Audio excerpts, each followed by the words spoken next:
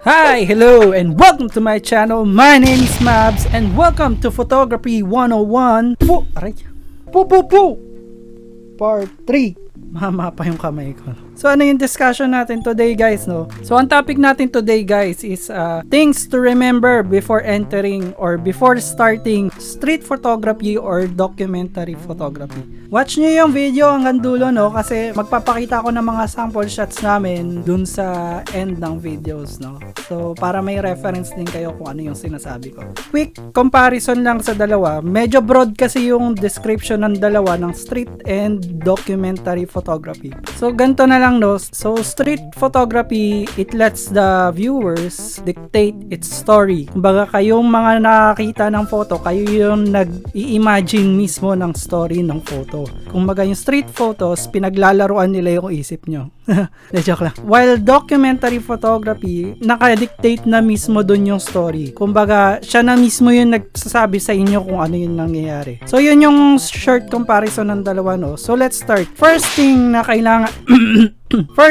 kailangan yung alalahanin is be confident. Huwag kang mahihiya. Ito ang pinaka-importante sa lahat, no? Kailangan confident ka sa ginagawa mo. Huwag kang mahihiya. Kasi kung mahihiya ka, anong sense ng pagkuha mo ng picture sa labas? And at the same time, ang dami mong mamimiss out na magagandang moment, na magagandang happenings. Ang dami mong mamimiss kung mahihiya ka. Kapalan mo yung mukha mo. Yan ang number one key sa lahat bago ka mag-start ng street or documentary photography. So, paano ako kino-conquer yung hiya, no? Siguro nung umpisa nahihiya ako kasi iniisip ng mga tao na ano ba to? Anong ginagawa nito? Bakit ako pinipicturean nito, no? Nung tumagal, nasanay na ako. Ano yung nasa isip ko, no? Ito lang iniisip ko, no? Kailangan kong may maipost sa IG, sa Facebook, sa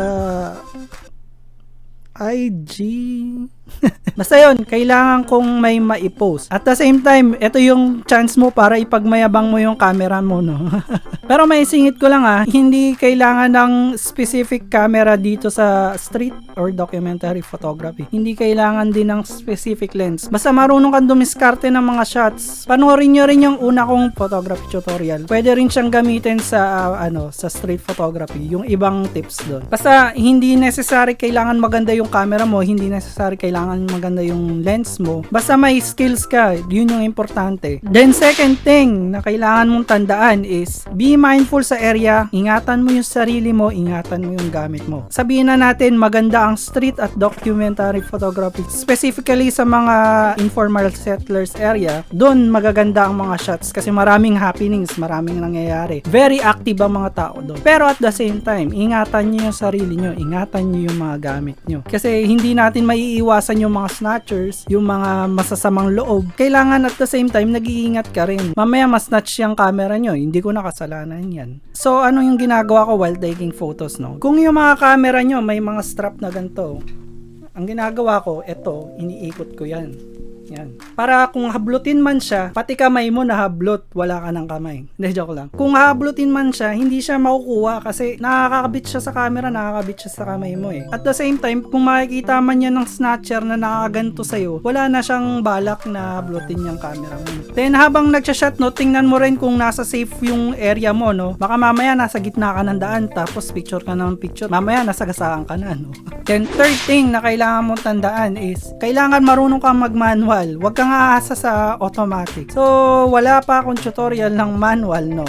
So, pwede akong gumawa ng tutorial in the future videos. Learn how to use manual, no? Isasuggest ko sa inyo is, iset nyo yung ISO nyo sa 200. Kung mas mababa ang ISO, mas sharper yung image, mas maganda. Then, yung shutter speed nyo sa 800 pataas. Kasi, hindi magiging stable yung shot mo eh. Mostly, gumagalaw-galaw yan eh. So, mas magandang, mas mataas ang shutter speed, mas makukuha niya yung movement ng mga tao. Kahit hindi tao, basta may movement yung kinukuha mo, magiging stable siya sa shot nyo. Then yung aperture, it's up to you kung ano nang gusto nyong gawin. Kung documentary photo, mas maganda medyo may bokeh effect yung yung photo nyo. Kung street naman, okay din naman na mas mataas yung aperture kasi mas makikita yung surroundings. Depende na sa inyo yan. Then Then fourth thing na kailangan yung tandaan is sa umaga kayo mag-shoot pero wag sa tanghali. Sobrang init nun, sobrang nakaka-stress, sobrang mapapagod ka kaagad. At the same time, sobrang liwanag ng mga photos nyo. No? So basically, ang masasuggest ko sa inyo is umaga, then skip tanghali, then mga hapon.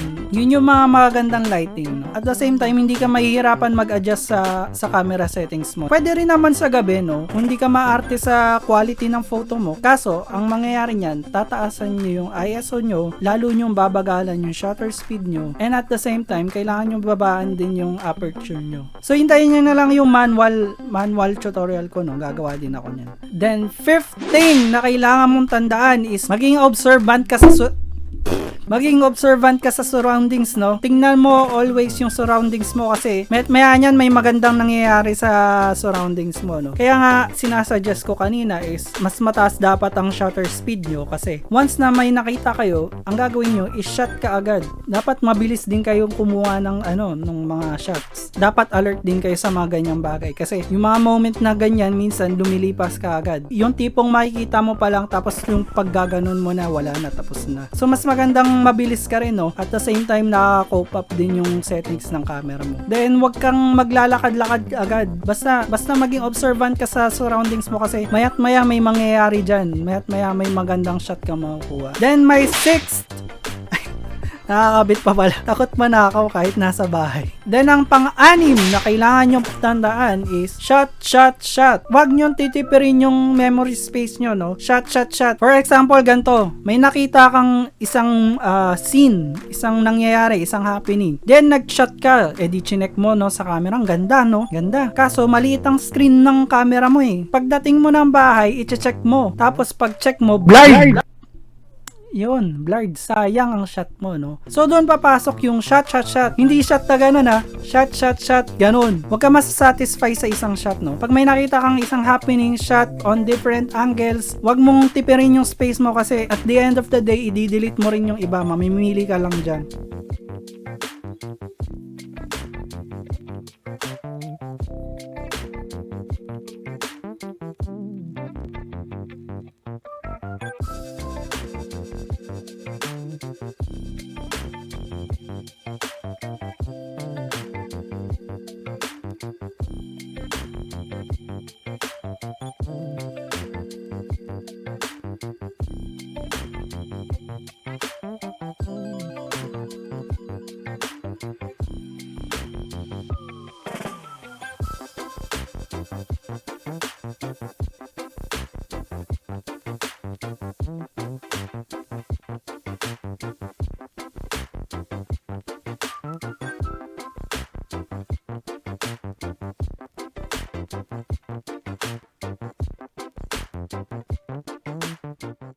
So yun lang, kanina pa ako tumatama dito. So yun lang guys, no? 6 things na kailangan nyong tandaan bago mag-start ng street or documentary photography, no? Sana nakatulong sa inyo tong video. Sana may natutunan kayo and sana na-encourage ko kayo mag-start sa hobby na to, no? And if kung nakatulong tong video, please hit the like, subscribe, and leave down to the comment kung ano yung mga gusto nyo pang sabihin or gusto nyo pang mga tutorials na malaman. Tapos like nyo na rin yung page kong Mavs Place kasi nagpo-post din ako ng mga videos doon and mga kung ano-ano mga memes na mga mukha ko.